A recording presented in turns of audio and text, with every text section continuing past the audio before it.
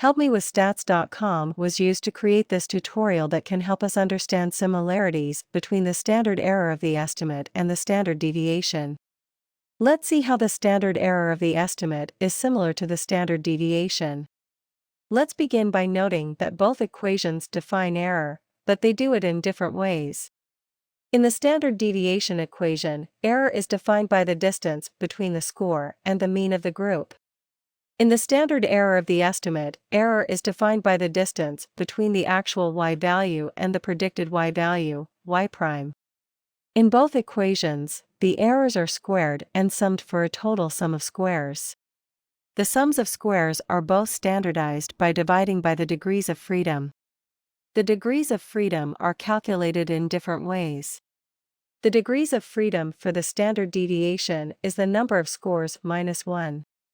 The degrees of freedom for the standard error of the estimate is the number of score pairs minus 2.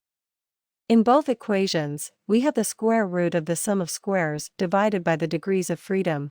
For more help with statistics, HelpMeWithStats.com is a free website that has more than 70 tutorials, as videos, or as self-paced slideshows. You can also learn how to conduct more than 60 statistical analyses by watching videos that show complete solutions, or by working through an unlimited number of examples using the step-by-step problem solvers.